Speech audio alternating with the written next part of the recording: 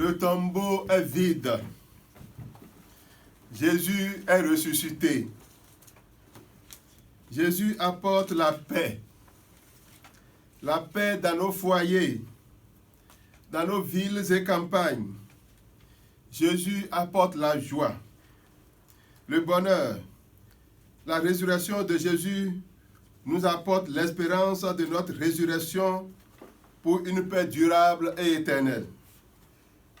Chers frères et sœurs en Christ, Christ est ressuscité. Il est vraiment ressuscité. Le tombeau est vide. L'Église protestante méthodiste du Bénin nous amène ce matin de la résurrection sur le chemin de la vie, de la victoire de la vie sur la mort, le chemin de la paix par la résurrection de Christ.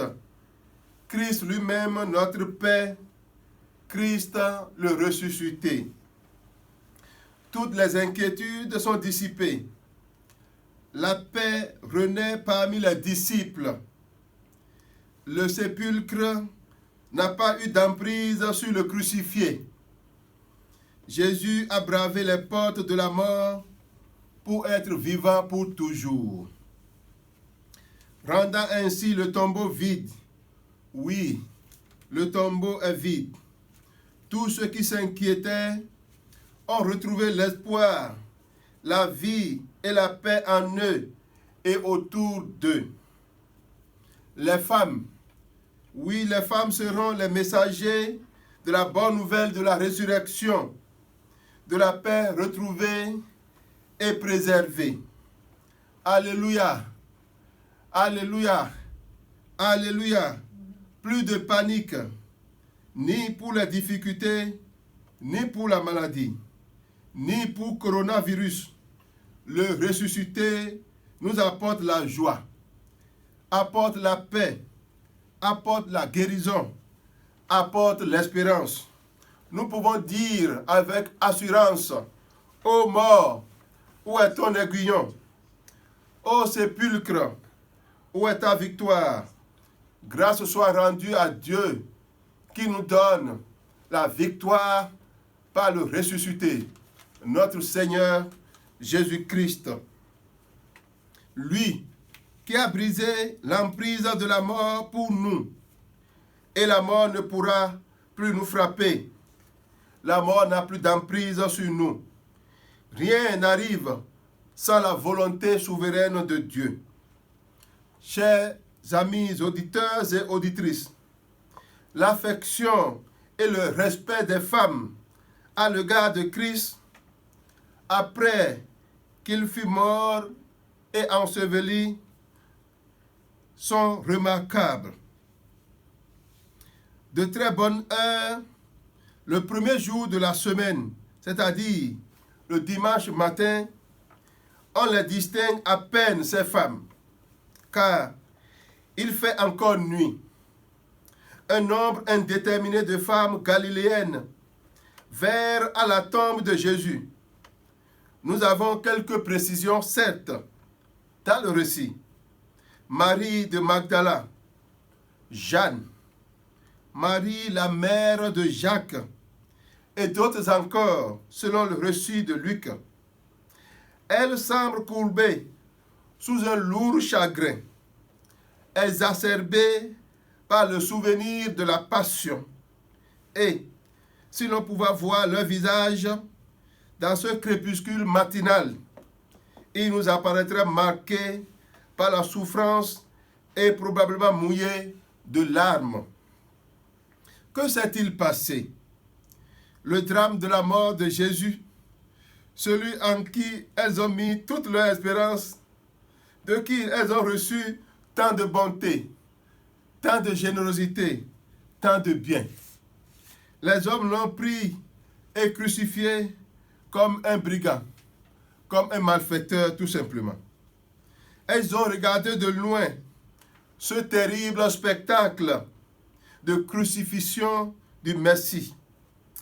Elles avaient accompagné dans le deuil et les pleurs son corps jusqu'au tombeau.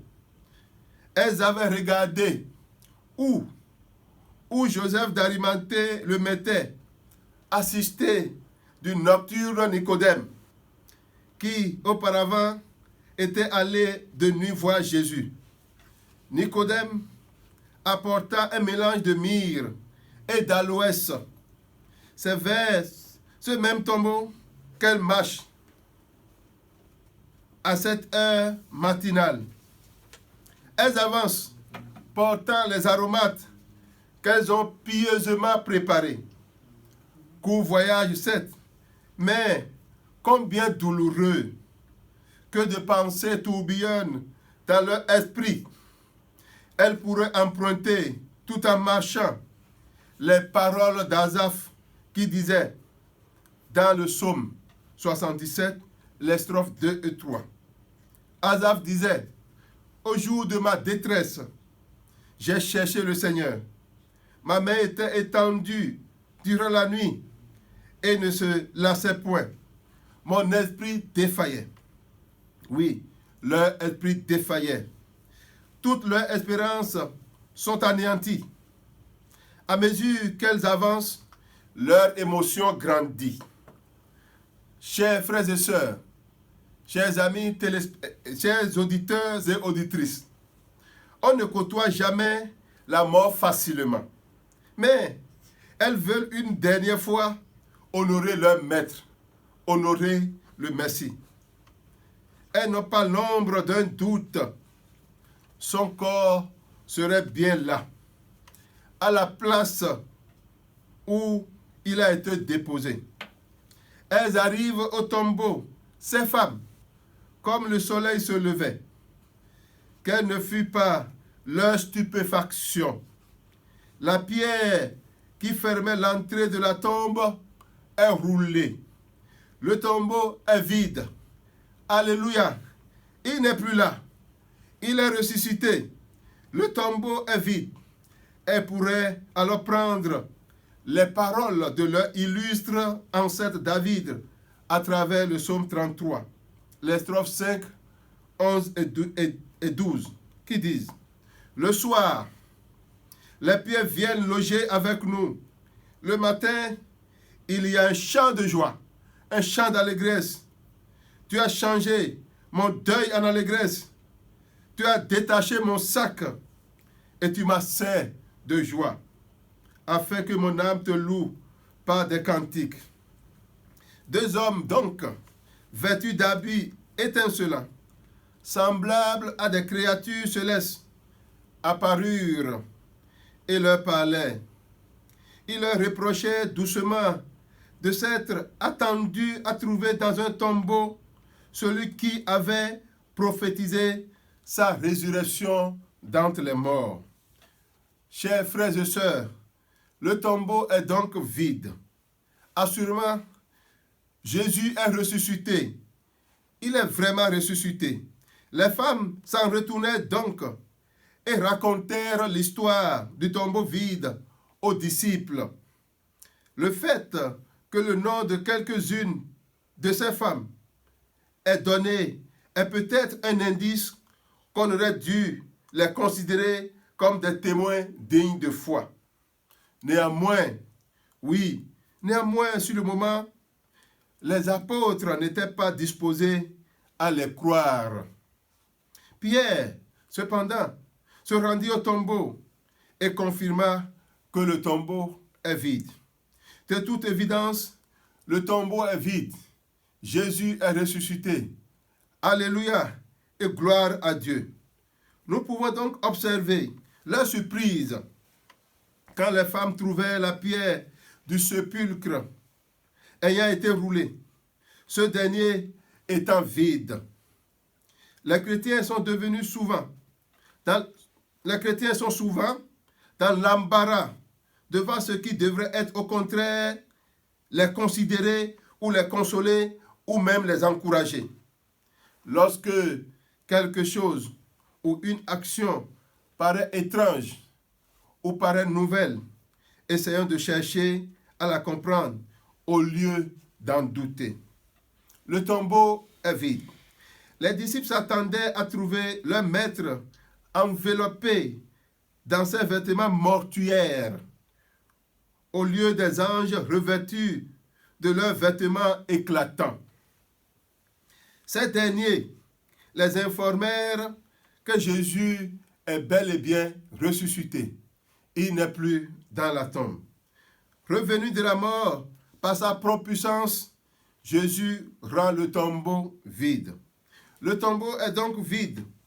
Ces anges n'apportaient pas la moindre nouveauté dans l'évangile, mais ils rappelèrent aux femmes les paroles de Christ et leur enseignèrent comment les appliquer. Le tombeau est vide. Nous pouvons nous retourner de voir les disciples. Nous pouvons nous étonner, de voir les disciples, ceux qui ont cru que Christ était le Fils de Dieu, le véritable Messie d'Israël, qui ont si fréquemment entendu annoncer sa mort et sa résurrection, ses disciples, pour ensuite entrer dans sa gloire, et qui l'ont vu plus d'une fois ramener des morts à la vie. Ces mêmes disciples restaient cependant aussi incrédules au sujet de sa propre résurrection. Sinon, Pierre devait-il encore aller voir si le tombeau est véritablement vide, puisque Jésus l'avait averti. Toutes nos erreurs commises dans l'exercice de notre piété proviennent souvent de l'ignorance ou de l'oubli des paroles prononcées par le Seigneur Jésus-Christ. C'est pourquoi Pierre s'empressa de courir au sépulcre, lui qui précédemment avait renié son maître 3 fois. Le disciple fut étonné de voir le tombeau vide.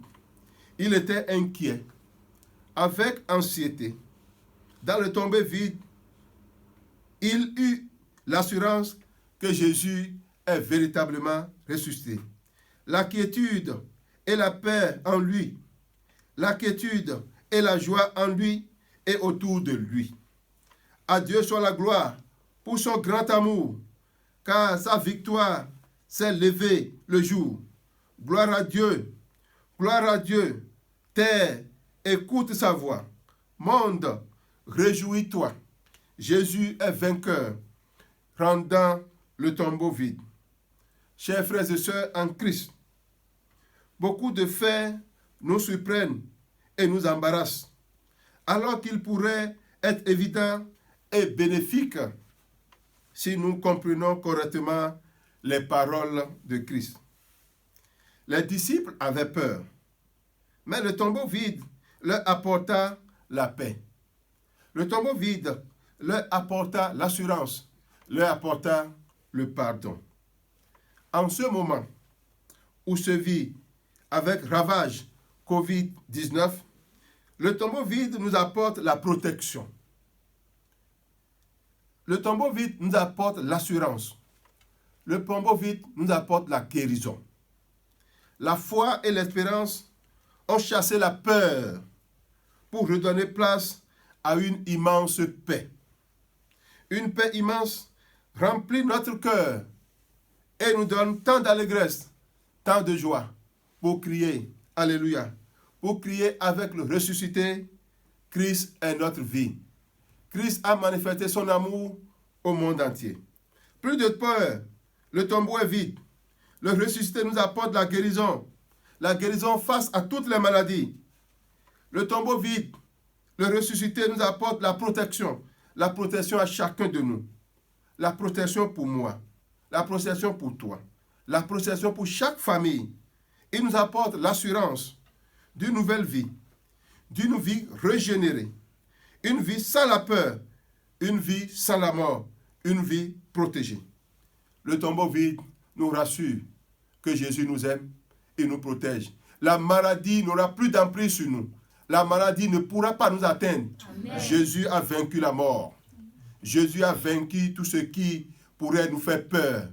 Donc, coronavirus est vaincu au nom de Jésus. Amen. Ainsi, rassurez-vous de l'amour de Dieu pour nous, même dans les difficultés.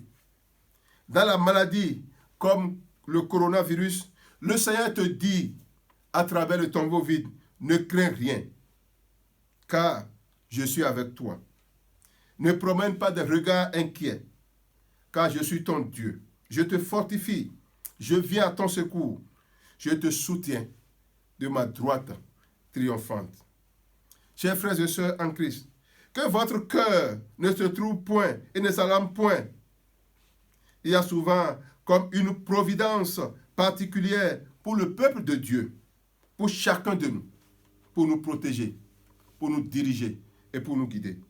Nous sommes recueillis de devant le mal à venir et délivrés d'une contagion bien plus dangereuse que celle qui cause la mort aujourd'hui, comme le coronavirus. Dans les temps de calamité générale, rassurez-vous, chaque chrétien, chaque enfant de Dieu est préservé d'une manière toute particulière par Dieu lui-même. Dieu qui est notre refuge, Dieu qui est notre haute retraite. Le tombeau vide nous apporte donc la paix, la foi et l'espérance. Le tombeau est vide. Nous devons alors, bien-aimés, vider nos cœurs. Nous devons vider nos cœurs de la haine, de la méchanceté, de la jalousie, de la violence et de tout ce qui nous empêche d'être en paix, non seulement avec nous-mêmes, mais aussi avec nos frères, avec nos sœurs et par ricochet avec Dieu.